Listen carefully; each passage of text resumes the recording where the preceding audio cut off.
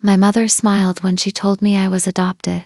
She smiled wider when she said they'd only kept me for the money, and that now, at 25, I'd stopped being useful. My father slid the disinheritance papers across the tablecloth like a check nobody wanted to pay. What neither of them knew was that 3 tables behind my mother's chair sat my real family, the one that had been saving me a seat for 6 months. She just hadn't turned around yet. If you've ever had to earn a seat at your own family's table, if you know what it feels like to be tolerated instead of loved, this story is for you.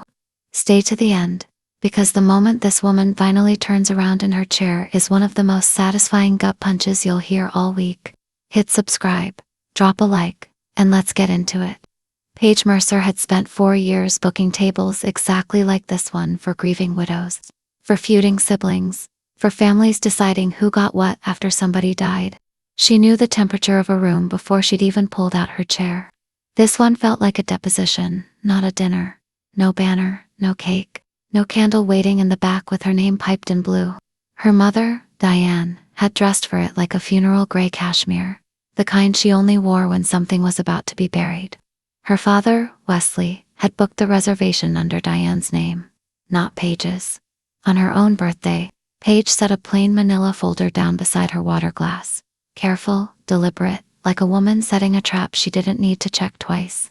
Her mother's eyes flicked to it for half a second and slid away, already bored. She thought it was a card. She had no idea it was a loaded weapon. Paige studied her own breathing.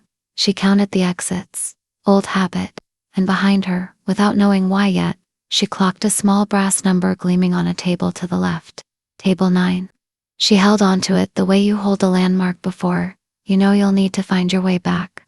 To understand why Paige wasn't surprised by any of it, you have to go back to the birthdays. 1 candle. Not a tradition, a ceiling. Pressed into a grocery store cupcake that sweated on the kitchen counter, while her mother finished a phone call in the other room.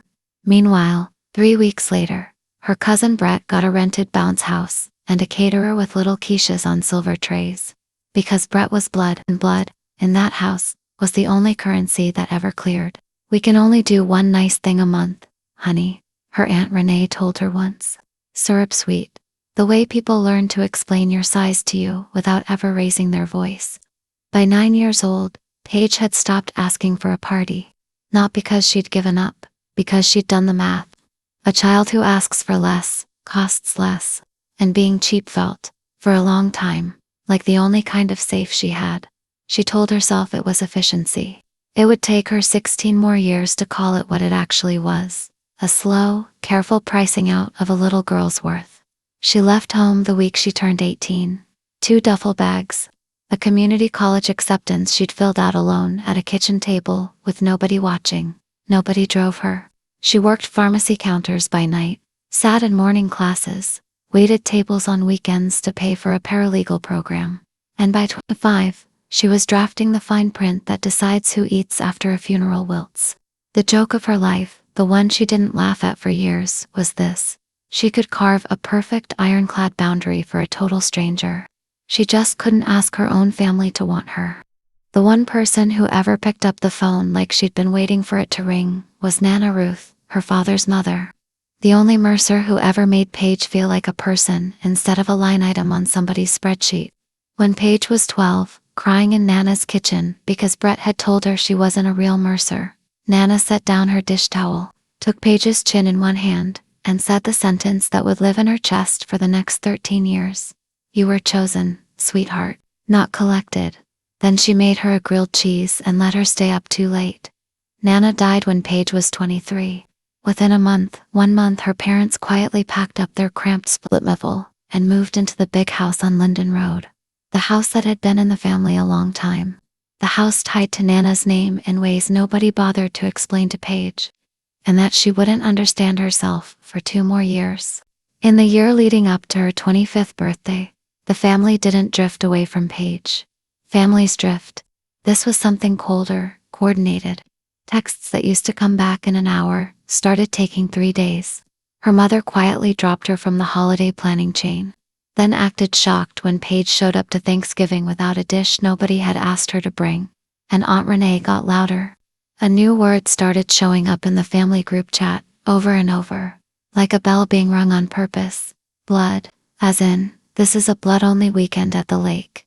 As in, the cabin sleeps 8, and we want to keep it to blood this year. You understand? She understood. She just didn't yet have the paperwork to explain why the temperature had dropped so fast, in the exact same season. Then, in March, her phone lit up, her mother's name.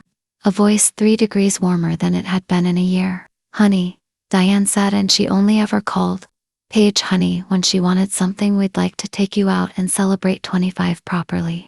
The way we never quite managed. Every instinct Paige had built over 4 years of reading other people's disasters said the exact same thing, loud and clear, in a single cold click. This is too neat. 6 months before that dinner, 2 letters had arrived in the same week and rewritten the entire shape of Paige's life. The first came from a woman named Susan Hale, careful, looping handwriting, the hand of someone who'd rehearsed what she wanted to say. Susan had been 19 when she gave Paige up. She'd thought of her every March for 25 years. She signed the letter, and beneath her name wrote one more line that made the paper go soft in Paige's hands. I never stopped saving you a seat. The second letter had nothing to do with Susan, or so Paige thought. Requesting her sealed birth records had put her back into the county system. And out of pure professional habit, she'd pulled the file on Nana's estate while she waited. And there it was, sitting in a trust document administered by a bank. Not by her parents. Not touchable by her parents. The caregiver distributions to Wesley and Diane Mercer shall terminate upon the beneficiary's 25th birthday, whereupon the remainder shall pass to my granddaughter Paige. Not their will, Nana's trust. A weapon her parents didn't even know was pointed at them. Set to detonate on the exact date they'd chosen to throw her a celebration. Paige didn't call and scream it down the phone. She'd watched too many families torch everything on a satisfying outburst that a lawyer later turned into evidence against them. Instead, she took a personal day, paid an outside estate attorney out of her own savings, and confirmed every word. Then she built a folder, 3 documents, a retainer letter, the trust's distribution schedule, her original birth certificate, Susan Hale's name, sitting where her mother's had always been. She labeled the tab, she closed the folder. And she carried it for 6 months, like a quiet engine she hadn't turned on yet. The first time Paige met Susan, it was in a diner exactly halfway between their 2 cities, because Susan hadn't wanted her to drive too far. That small, unnecessary kindness undid Paige more than any speech could have. She learned she had a half-brother, Danny, 20, all elbows and bad memes, who started texting her within a week like she'd always been there to answer. She met her birth grandmother, Pearl, small and ferocious, who looked her over once and said, well, there she is. Like Paige had simply been running late, not gone for a quarter century. They never asked her for a single thing.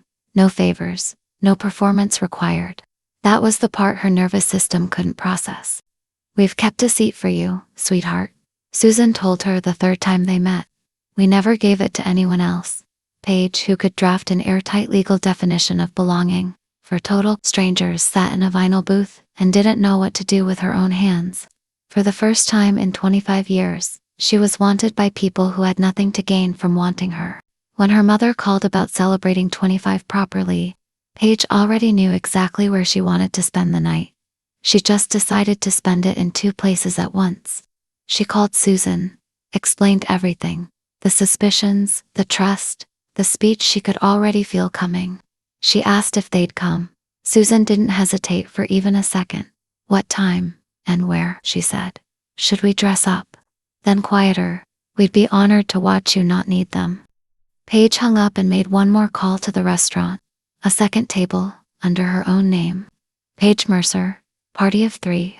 The host seated her 3 tables behind the reservation already on the books for the Mercer family. She almost laughed at the geometry of it.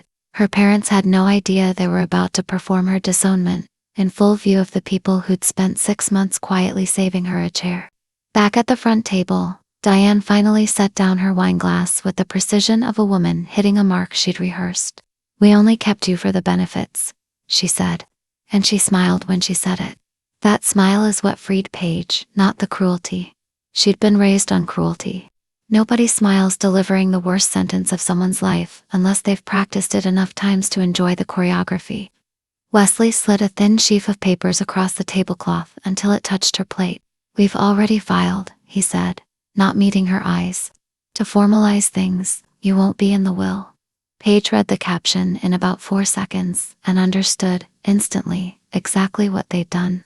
They had aimed every dollar of their expensive little disownment at the wrong document entirely, a modest will, while the real fortune, Nana's trust, sat completely untouched, ticking down to the same date, in a place their signatures could never reach.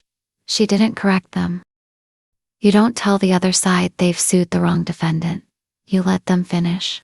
Then came the waiver, dressed up as a polite little acknowledgement, designed to get her signature on paper. While the wound was still fresh and her hands were still shaking, except her hands weren't shaking. She noticed that, and filed it away as a small, surprising gift. She left the pen exactly where it was. "Dad," she said, quiet, level. The voice she used at the firm when she'd found the flaw in someone's filing and was giving them the dignity of noticing it themselves. "Which instrument did you file under? Your estate or Nana's trust?" The table went silent in a way it had never gone silent before. Paige opened the folder. No flourish, no slammed papers. Just 3 pages, laid side by side on the white cloth like exhibits. The retainer letter. The trust's distribution schedule. Her original birth certificate. She watched her mother's eyes land on one word, remainder, and watched the color drain out of her face top down, like a shade being pulled. "Mom," Paige said, gently, because she could finally afford to be gentle. "You filed against the wrong family. The one you cut me out of was always the smaller one." Diane pivoted instantly, soft, wet, maternal, in a voice that had never once cost her anything before. "Paige, we're still your parents. Whatever's in those papers doesn't change what we are. We're family." Family? The same mouth that 20 minutes earlier had said she wasn't useful anymore. Paige looked at the hand reaching across the table for hers, and she didn't take it. She stood, folder against her chest. No drama, just a woman pushing back her chair. "Sit down," her mother snapped, the soft mask cracking, the old control snapping back into her voice like a bone setting itself. "Where on earth do you think you're going?" Paige told her, in the plainest words she owned.